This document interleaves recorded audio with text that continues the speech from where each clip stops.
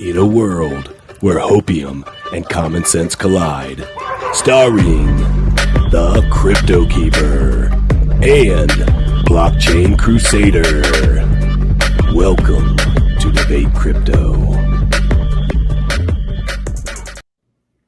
Question everything, trust nothing. It's your boy BlockchainCrusader here. Another day, Magic Money Monday here at Debate Crypto. We got the one, the only Forrest, aka Cryptostacker. What's going on, man? What's up? How's it going? I'm excited, dude. I mean, I see a lot of altcoins pumping. Bitcoin's gonna kind of sideways, holding that 17,000, which I've heard is pretty important, right? 17, 16, 16.9 or so. So could this be like some type of like altcoin season? I know that term was thrown around a lot a few years ago. The altcoin season term hasn't really been thrown around anymore. How are you feeling about the altcoins right now? Yeah, altcoins. I'm a little bit wary of the entire market right now because of the legacy space. The S&P 500 is just bumping up into resistance. We had a bad day today. A lot of I think the legacy space is ripe for a little bit of a correction. Hopefully we just blast through that resistance. But look, if the S&P 500 starts crashing and falls 5, 6, 7% this week, or going into next week as well, it's going to be really tough for altcoins to rally. Now, that being said, if we look at altcoin market cap, which we can, I don't know if you want to pull up charts already or not, but just in general, right now, altcoins, this is a different regime than what we saw last bear market. Last bear market, we saw everybody flood back into Bitcoin. And this bear market, we're actually seeing Bitcoin dominance bleed out a little bit.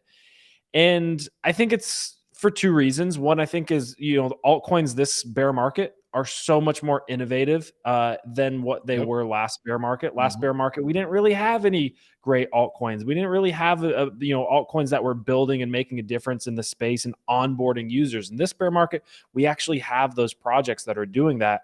The other thing is Bitcoin miner capitulation. I think that's a big risk right now. I think what happened is actually, a lot of Bitcoin mining companies got over leveraged in the bull market, took out a lot of debt to mine Bitcoin. People got a little bit, overexcited about the future of Bitcoin. And now that we're in a bear market, that's coming back to bite them. And it's unfortunate for Bitcoin or Bitcoin's price, because there's, as an investor, you're a little bit more hesitant to jump into Bitcoin right now if you know that, miners are potentially going to capitulate and go out of business and have to sell all of their Bitcoin reserves. And I think that could be holding Bitcoin back a little bit, and why we're seeing for sure, dude. A lot of companies and a lot of people in general thought that because of institutional money starting to show up and show interest in Bitcoin, right, publicly, they thought, hey, bear market's out the window. We're never going to see one of those again. And obviously that's not the case. And we are in a bear market, and we're probably going to be in a bear market for quite a bit more time. I've actually been speaking to someone that thinks that we're kind of at this bottoming part already, and starting next year, we could start seeing movement upward, which is interesting. I haven't heard that take too often. But yeah, there's definitely some altcoins, right? Like Matic, Polygon is one of those that has been holding pretty strong here in this bear market. It's had massive partnerships again and again and again throughout this bear market. And that's kind of how it happens. The really big news always happens in the bear market when a lot of people aren't paying attention. And then the surface level good news happens in the bull market, and then things just explode in price action. But is there any specific altcoin right now that you're looking at? And we're going to take some altcoins from the chat as well, guys. So if you guys are in the chat, start dropping some altcoins that you might want Forrest to look over. But in the meantime, do you have one particular that you're taking a good look at right now? Yeah, I mean, I'm taking a look at Litecoin is very interesting right now. I'm not a big Litecoin person long term or from fundamentals, but if you do some historical analysis, it's actually historically one of the, we're in the Goldilocks zone of when it's actually a decent time to hold Litecoin, and when historically Litecoin has outperformed the rest of the market. Do we want to look at the charts, or are we? Or it's what? up to you. Yeah, for sure, it's up to you. I mean, if there's something you want to show in the Litecoin chart, bring it up, man. I'm sure people will. Yeah, for sure. So I'll share my screen here, and we'll go over to the Litecoin chart here. We'll zoom all the way out to the daily. And I actually may need to go to my other Litecoin chart, which is maybe on Binance. No, this is Binance. Litecoin US. So Litecoin USDT or USD. Maybe it's Coinbase. Go out to the weekly. Let's see. Let me double check. It's, I think I know. Litecoin USD calculated by TradingView, perhaps. There it is. There it is. This is the one that I've got the analysis on. Apologies for taking so long to pull that up. No worries, dude. Take your time. Yeah, I know there's tons of charts, tons of different things going on. It gets my Litecoin analysis was just saved to the Binance chart, the other Binance chart. So basically with Litecoin, what we see here is we've got our, there's two major catalysts that affect Litecoin at any, in any given cycle. You have the Litecoin halvings, right? So Litecoin is very, very similar to Bitcoin. It runs on a 4-year halving schedule. Just, there's some slight tweaks and different hashing algorithms with Litecoin, but the two are extraordinarily similar.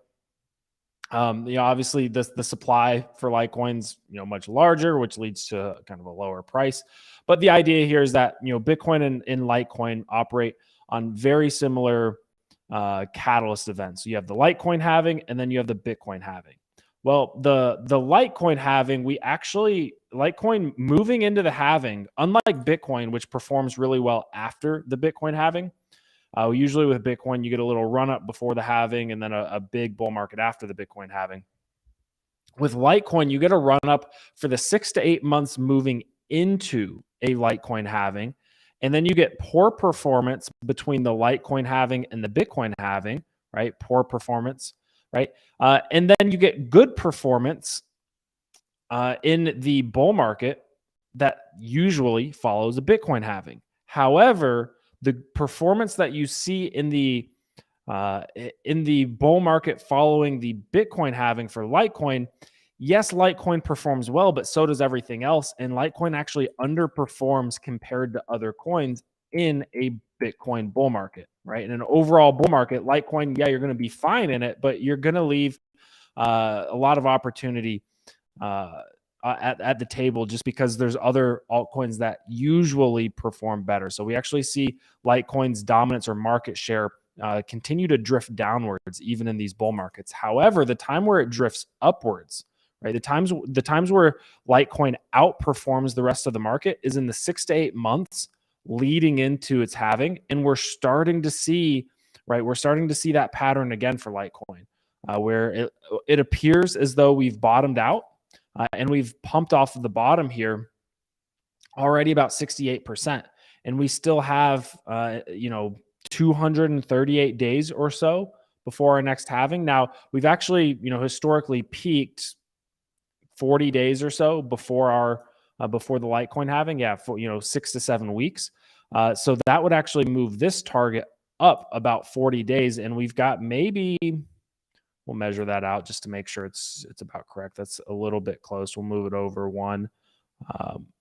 But we still have about 180 days, roughly 6 months of a time frame here where we'd actually expect Litecoin to continue to outperform the rest of the market, which it clearly has, right? Litecoin's doing quite well in comparison to its most recent local bottom.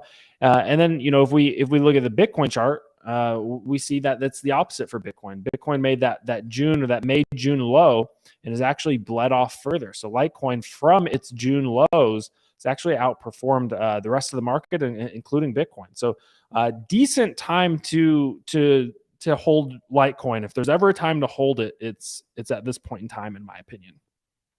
Dude, nice. That's great. I mean, I actually hold some Litecoin from way back. I mean, I'm talking about way back in 2017 that I got. I never really went around to getting any off and selling it. I've been holding for this whole time. Kind of usually forget that I even have it most of the time, honestly. But yeah, Litecoin is just one of those that, at first was the silver to Bitcoin, right? The digital silver, and it's kind of, died out. The only good thing that they did kind of implement a little bit ago was the Mimblewimble privacy layer protocol onto them. But obviously Litecoin is one of those projects that kind of died out ever since the founder pretty much sold their entire bags and has never really taken off again. And like you said, underperforms compared to a lot of the other altcoins that we see in the crypto market in general during the bull market. I mean, we saw, Quant, we saw Polygon, we saw Solana, we saw a lot of altcoins, BNB, even Binance, the huge gains compared to what Litecoin did. But so how are you feeling? How before we keep going into altcoins and stuff, how are you feeling about like just the macroeconomic situation happening with, the Federal Reserve, with, just what is happening right now, and how do you see Q1 of 2023 playing out? Yeah, I've got some analysis on that as well. So yeah, let's go over to the S&P 500 chart, and this is, really this whole entire year is about as confused as I've seen the market. 100%. You have really multiple analysts that I respect that I'll look at their analysis, and then everyone's disagreeing with each other. Like, really smart people are disagreeing with each other about what we're going to actually see. And this is, this S&P 500 on the 3 months chart. So each of these candles is a quarter.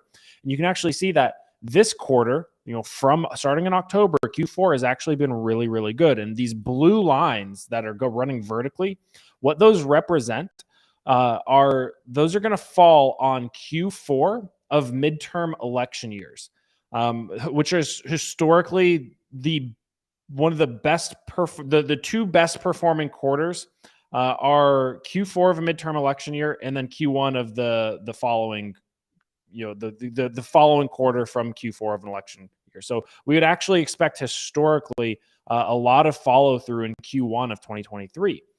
Now, that being said, we are seeing some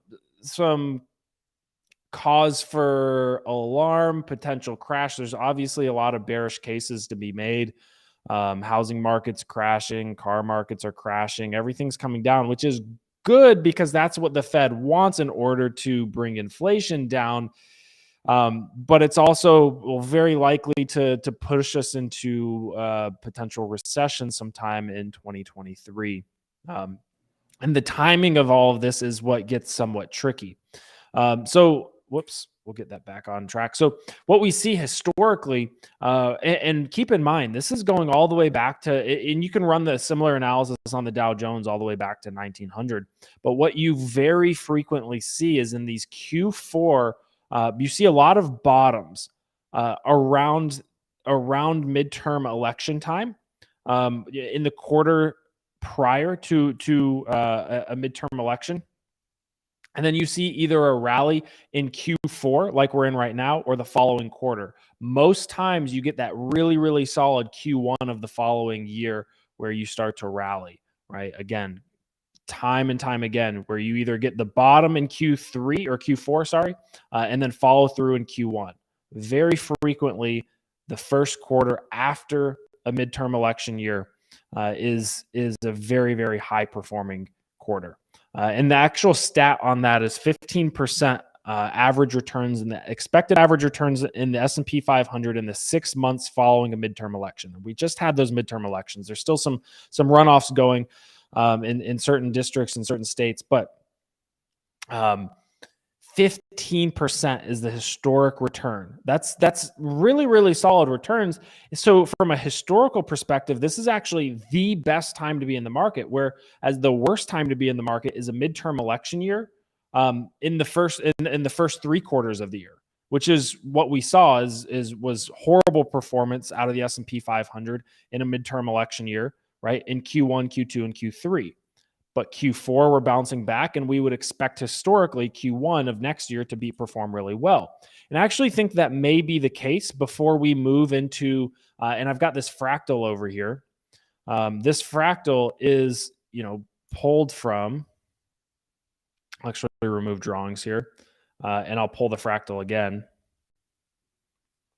This fractal is pulled from the 60s and 70s. I think what everybody wants, or what everybody's expecting, is this to be a top here, right? A singular correction, and then a big multi-year rally. A top, a bottom, a singular top, a singular bottom, and then a multi-year rally. I think that's what everybody's expecting, and that's what everybody wants.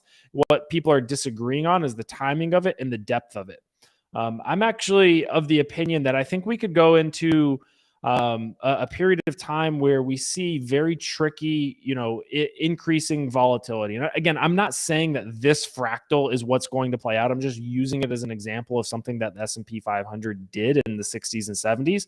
And I'm not even likening these current circumstances to what we saw back then.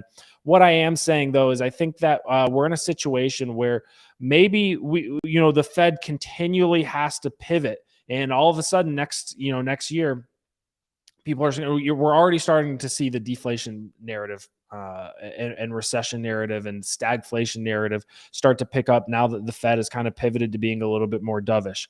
We're already seeing calls for the Fed to pivot immediately rather than stick to their plan of hiking rates and keeping rates high.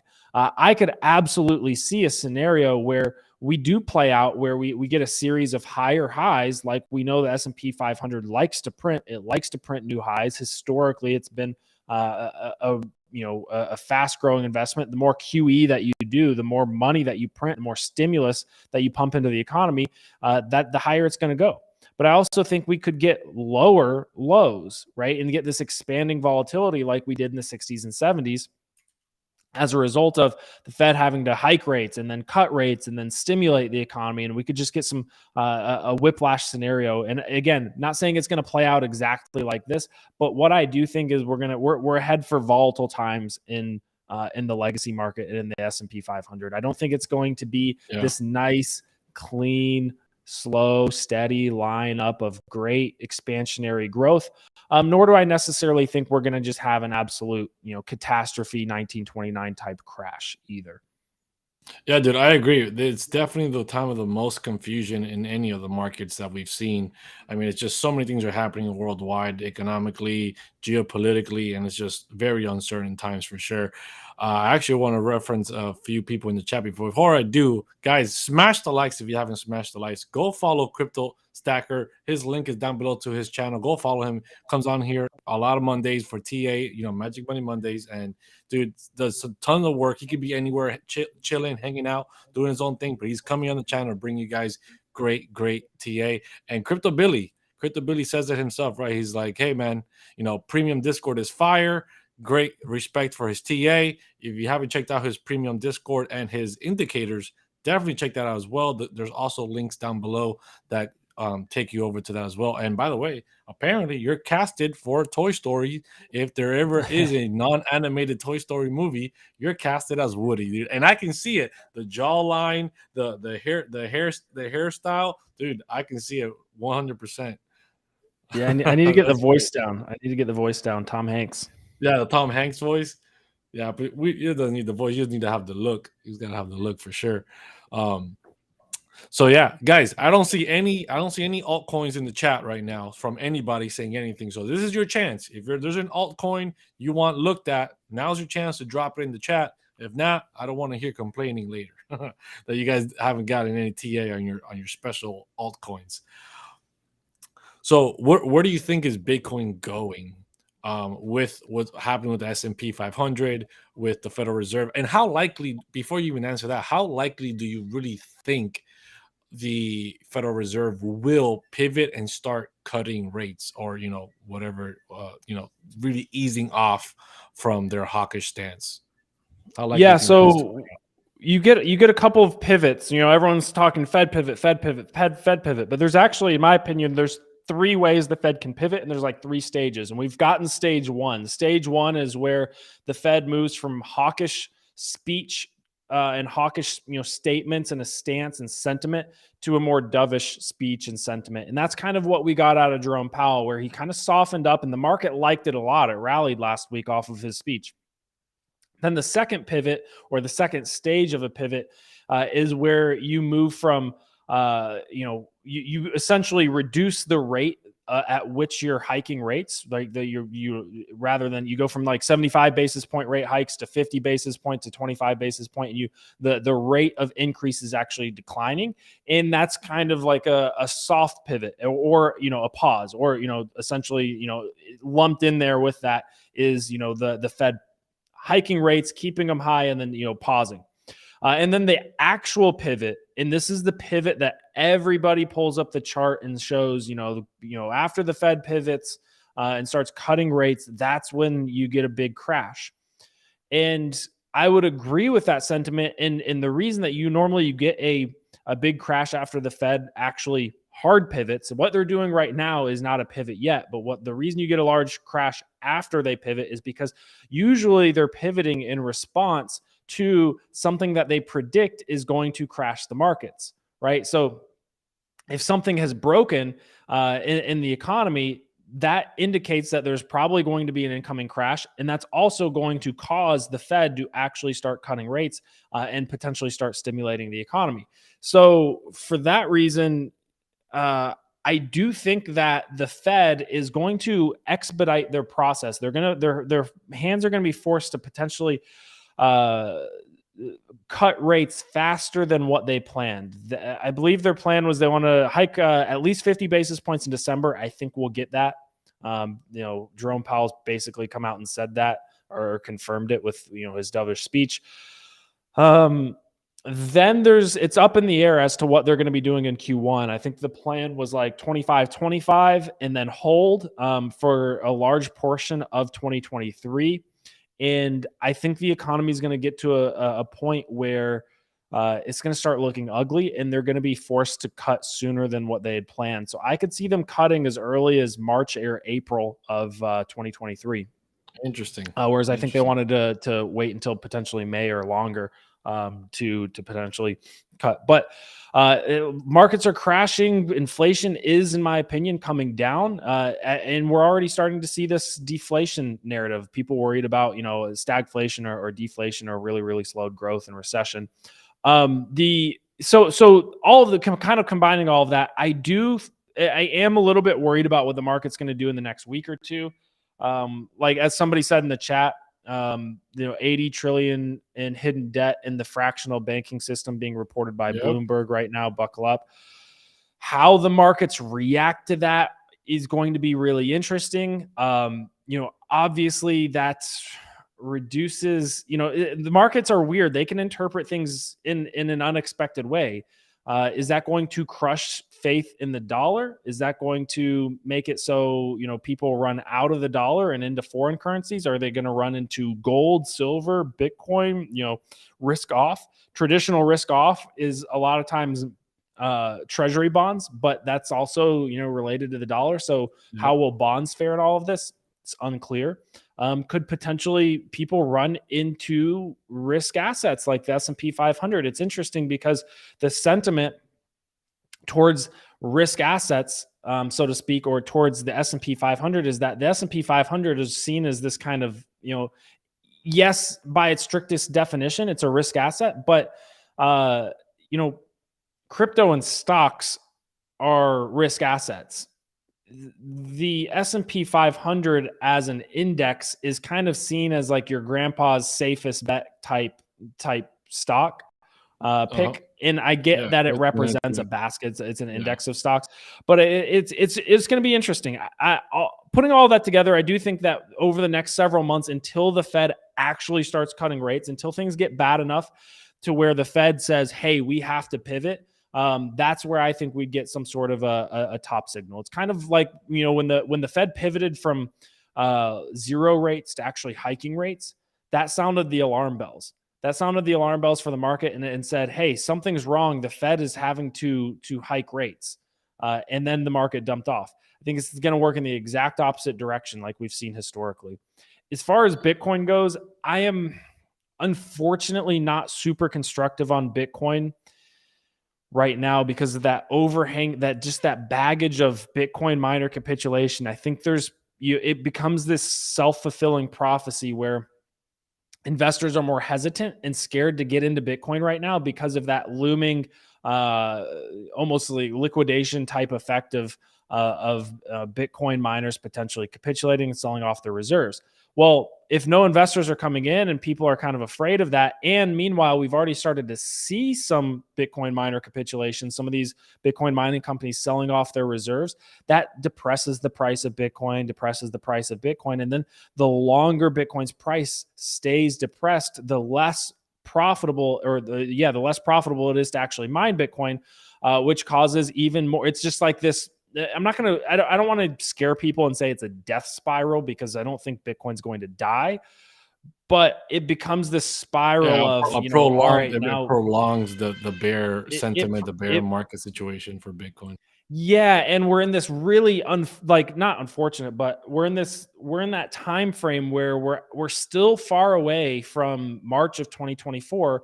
We're a year, we're like 15 months away or so. 15, 16 months away from March of 2024, which is the next Bitcoin halving.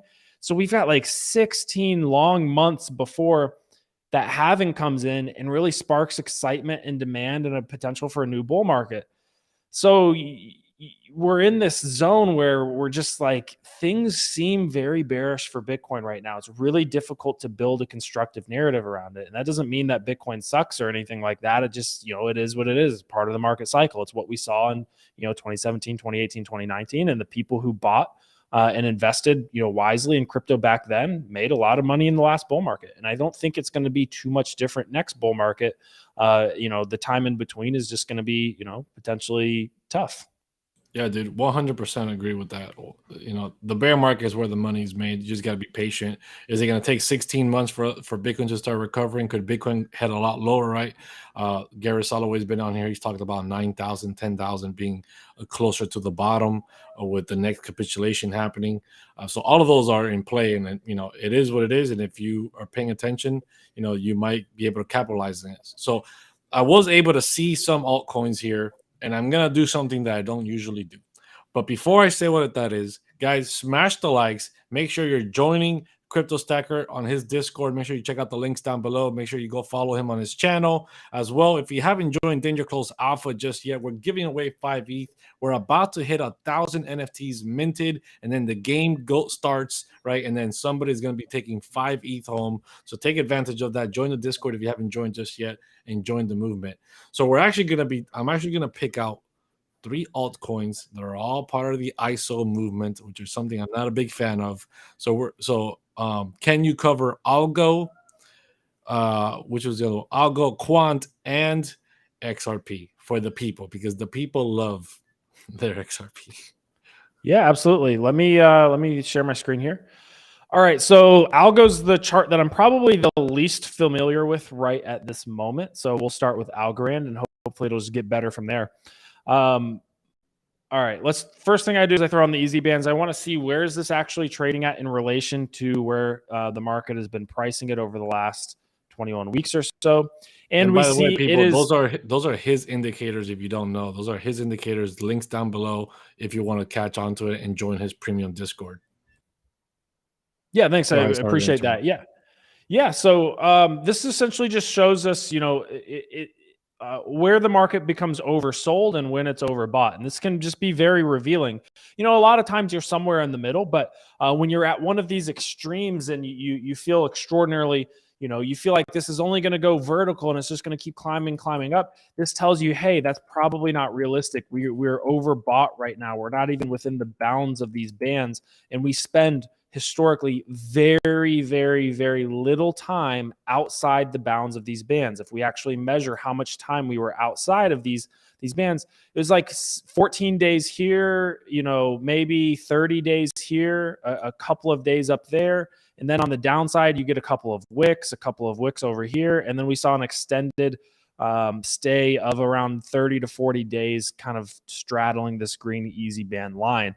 So historically, that you don't spend a ton of time outside of these bands in either direction. So This is obviously a time where things are overbought. We need to consider taking profits. When down here is a time where things look like they're going to zero. Things are very oversold. The market is panicking. Usually when the market panics, it's actually a pretty decent time to buy. This one has been a little bit of a nastier capitulation because we just kind of grinded down and bled out slowly. And obviously, if you're buying that up, you're just kind of, getting eaten up by this bear market here. But in the future bull market, I still think that these will be pretty decent levels to have actually bought. And you're buying at considerably lower levels down here at around 30 cents, as opposed to buying at $1.90 up to $2.50, right? This is at bare minimum. We do not buy up here. There's no good reason to be buying when we're overbought. And really down here, we don't want to be necessarily capitulating. If we're selling in the green easy band region, we're probably selling somewhat close to a bottom. Now, the bottom could still be a ways away, but again, this is much closer to the bottom than up there. So we don't want to necessarily capitulate down towards the green easy band. So where we're actually at right now, slightly above it, there's a little bit of downside risk. We could see levels between 16 and 20 cents if we get some sort of a capitulation. Otherwise, if we get a bullish move, kind of where we'd start to see that first line of resistance would be around 48 to 63 cents. And that would be, a bear market rally type situation. If we get a bear market rally, I don't think we're just going to zip right up into a bull market from here and go right back to $2. I don't think that's realistic. But if we do get a little bull market rally and things start easing back up, we could definitely revisit some of these, these prior levels. Maybe in a really bullish situation, come back and retest those lows of 67 cents. And that's in a really, really nice bull market rally. But right now, I don't love an accumulation here. I always try to buy spot for the long term down here in the green easy band. So I'd like to see a capitulation down there before averaging in for a longer term position. So we're going to do a similar exercise for QNT, and then we'll do XRP. XRP is just money on the easy band. So QNT's actually performed extraordinarily well in this bear market once we actually found our bottom. Once we found our bottom, again, we don't spend much time at all outside of the bounds of these green easy bands. So this is a great signal to say, hey, we're oversold. Let's consider a spot purchase if this is something that we believe in the long term. And again, on the top side, this was my profit taking signal for QNT. And I was fortunate enough to actually trade QNT pretty decently, got in on a inverse head and shoulders here, right? And then rode it up and took profits towards the top because we were just getting oversold. Now we've reverted. We've done what is known as a mean reversion. So we've just reverted to our 21-week simple moving average, and we're starting to ride that up. I'm actually bullish on QNT in the long term. I think that it is in my top 4 cryptocurrencies. My S tier cryptocurrencies over here are Ethereum, Chainlink, Matic, and QNT. If your favorite cryptocurrency isn't in my favorite cryptocurrencies, that's okay. We can still be friends. If one of these cryptocurrencies, or if you hate one of these, we can still be friends. There's 0% chance that any two people are going to have the exact same favorite cryptocurrencies. This is just based off of my analysis. So don't get your feelings hurt if I've got, if your favorite's Cardano and I've got it in B tier. Look, Cardano is a great cryptocurrency. Even, if we look at S tier, A tier, and B tier, there's only about 10 cryptocurrencies in even ranked here. That means Cardano is still in my top 10, right? So, don't get, no one should get their feelings hurt if I've got something in B tier. It means it's still in my top 10 and is a really good cryptocurrency. People are very tribal about their crypto watch list. And if somebody doesn't like their same project, or whatever it is, instantly we can't be friends. You're just spreading FUD. It's terrible. Yeah, look, I think there's a ton of cryptocurrencies that aren't in my top 10 that are going to perform extraordinarily well. These are just the ones that I've zeroed in on and done analysis on and feel comfortable with. There's no way to analyze, the hundreds of cryptocurrencies out there at a deep enough level to feel comfortable with all of them. So these are just the ones that I like. Now, QNT has had a nice mean reversion. And this is exactly what we would look for. Imagine we couldn't see any of this and we were just kind of pumping. What would we actually be saying here? We'd be saying we want to be taking profits up here. I'll just move this. Imagine you can't see this. We'd be like, okay, we want to be taking profits up here. We don't want to be buying, even though this looks like it's just going to keep running and running and running. No, it's overbought. It's overbought, due for a correction. We're still in a bear market. What do we want to wait for? We want to wait for a mean reversion to start getting in. And that's exactly what we've got. So if you're comfortable in this market climate, you could actually buy here, and it's not, I don't think it's the worst entry point in the world. I think you could get a better entry point if we see a capitulation and we move down to the green zone. And if you buy here, you are taking on that risk of a capitulation where we could see $60 to $80. But so far, this is looking halfway decent, right? We're riding this 21-week simple moving average. We could easily break in either direction, and I think it's just going to depend on how the market overall performs. A little bit of potential here to put in, and we need to be wary of this. A little bit of a head and shoulders, right? So if we pop up and start moving back down to $100, that could be what catapults us down into a $60 to $80 range, and that's where I'd be very, very comfortable buying. And I actually, I've got plans to buy between $60 and $80 if we see that capitulation. And if we don't see that capitulation, then guess what? I won't be buying. I just, I'll hold off. I've already got a decent little position, not a huge position, but a decent little position to ride up higher if we do see the bullish scenario. And then lastly, XRP down here. Doesn't mean I don't think XRP is a great cryptocurrency. I'm glad it's not in your top 10. Yeah, I just don't have it ranked. For me, the XRP is fine. The two things about it is like that. 50% of the tokens are locked up still, which is not ideal. That's fine. I can get over that. But just being kind of wrapped up in this court case, the settlement or the SEC case right now, it's a little bit too much risk for me. I'm not a lawyer and I don't follow the case news enough to really feel comfortable that, a decision is going to be made in one direction or the other. Look, the fundamentals for XRP will change drastically if if everything ends up being great for XRP and, they aren't declared a security. For me, a little bit too much risk. And I think there's other places to focus. That being said, do you think if they win the SEC case, they're going to hit $589? $500 per XRP. 589. Yeah, 589. That's the magical number that all the XRP maxis love to point at.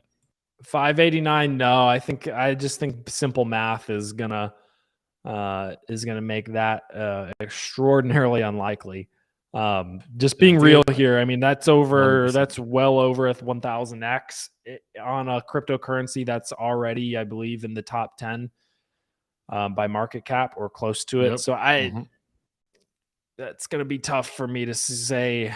I think sometimes I think the XRP maxes are bad at math. Sometimes I think they forget the decimal between the 5 and the 89. $5.89 sounds more likely. Yeah, 589. Yeah, I could see that any day. If XRP wins the court settlement case, we get a little bullish market action coming back. They start to get some serious adoption from banks, institutions. 589. I got no problem with that, and that'd be a great return, right? That'd be a 14, 15x. I can live with that number all day long if things start going right for XRP.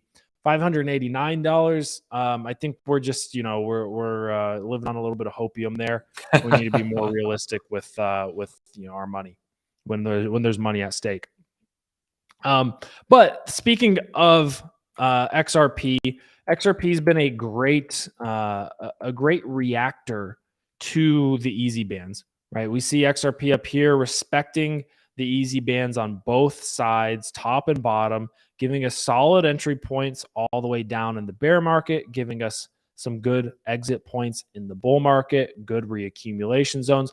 And you'll see that XRP does not spend a ton of time outside of the confines of this zone. Meaning, if you are fortunate enough to pick up a capitulation of XRP, down below these green easy bands, there's a really good chance that you're going to be able to catch up a ride to the red easy bands and have a nice profit taking opportunity, right? Even if you had bought early here at about 35 cents, right, you still had an opportunity to sell as high, at a 50% increase. And that's in a bear market scenario that has not been kind.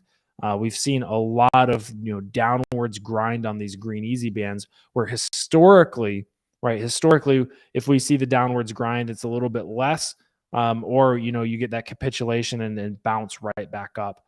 So I think that XRP is definitely a cryptocurrency that you want to be paying attention to these bands with. And right now we're sitting at a 21-week simple moving average. I think it's really a matter of where the direction that this entire market breaks is going to dictate the movements of a lot of these altcoins like QNT and XRP and Algorand. Look, if the S&P 500 starts soaring and starts printing green day after green day after green day, moving into this Fed pivot, then yeah, I think we can absolutely come up here. But if the market gets spooked and it starts capitulating, I think we're just going to be moving down into these ranges. So really, we need to be flexible in terms of what our plans are. Look. If I'm in XRP and we start, things start going well, knowing what I know about, the potential for a recession next year, and we go up to 60 to 80 cents, that's time to cut some profits. Don't have to sell everything. Keep a long-term bag, sure, but taking some profits up here so we can unlock some capital to buy when and if it does come back down to these green bands. And you see that even when we do soar up to the red, oftentimes we do return back to the green. You'll get that opportunity to buy back cheaper if you're disciplined about taking profits. So, and alternatively, look, if things get ugly, right, it's usually a good time to buy. If we could get 20 cent XRP, that's a pretty solid deal. And then there's, historically speaking, a lot of precedent set for having the opportunity to potentially sell at 60 to 80 cents at a 3-4x sometime in the near future. I wonder how many of these XRP maxes are going to be buying XRP at 20 cents. There's a lot of people that are really good about XRP and they love XRP, but man, they've got they've taken a rough ride this last bull market. They didn't make all-time highs. They've really just been going nowhere but sideways or down the whole entire time. So I don't know how much more people could keep dollar cost averaging into XRP before they kind of just and look, I mean, it's a lot of that's just due to this court case, and that's why I've been sitting on the sidelines. It's like if the SEC came out tomorrow and decided to sue Ethereum or say Ethereum's a security, which they've kind of they've said that, but if Ethereum got wrapped up in a court case, and I don't even know who are they going to take to court, Vitalik Buterin. If they got wrapped up in litigation, it's like one of those things. All right, well, as bullish as I am on Ethereum, I'm probably going to take a lot of my capital out and sit on the sidelines until we get closer to a decision, rather than have that capital just wrapped up in uncertainty for years on end. And there's always an asset that's going to be performing pretty decently at any given time. So I'd rather just rotate into what has a better chance to perform in the near term. And look, I mean, if XRP wins and everything goes great, I'd be happy to see XRP, succeed. I'd be happy to see it. Yeah. I'm not a fan of XRP, that's for sure. I don't doubt that it can succeed if it wins this lawsuit. But if it doesn't and it doesn't succeed, I won't be shedding any tears for XRP. I can tell you that one. But that's just my personal thoughts. Yeah, the whole banker coin, this scenario, it's just a Trojan horse into the crypto space. And XRP is not the only one, right? There's a lot of other crypto coins now that have come up and are in kind of the same space as XRP and the whole World Economic Forum and all this stuff. So there's a lot of that going on that I'm not a fan of. But everyone gets to choose what they want to put their money into, and I don't give anybody a hard time about it, right? It is what it is. It's just not for me personally. But dude, I appreciate you coming on, man. Like always, you come on here, you bring great information for the viewers, for myself, right? Watching you use the easy bands. If anybody is more interested in learning the other indicators that he has and how to use all of them for more day trading, check the link down below. Join his premium Discord where you have all the tutorials and stuff there, and on his website as well, right? Yep. The website, if you go to Cryptostackers.pro, about halfway down the website, you'll see links to the video tutorials that explain all the indicators. And if you're just looking to join a Discord with a great community, and we've got like an information flow channel, and we try to pull information from, we call it the Smart Money Discord because we're pulling information and data from smart money sources. So you can make better crypto decisions. It's super cheap. It's like $9 a month. But if you get the indicators, you get to join the Discord for free forever, for lifetime. So pretty good deal there. Dude, that's awesome. That's awesome. So guys, you heard it here. Go check out the links. Go check out his Discord. Go check out his YouTube channel as well. Links are down below. And smash the likes if you haven't smashed the likes. Join Danger Close Alpha if you haven't. There's 5 ETH at stake here, guys. We're minting right now. We're about to hit 1,000 NFTs. So, if you guys are interested, what better way to, gamble a little bit with some ETH, get involved with an NFT project that has tons of real life utility. Right? We're going to be giving away an actual tactical Danger Close Alpha vest once we mint out. And we're going to be doing quite a few giveaways every 100 NFTs that get minted moving forward. So guys, get involved if you haven't gotten involved. And like always, question everything, trust nothing. And until next time, hodl like a top. See you guys.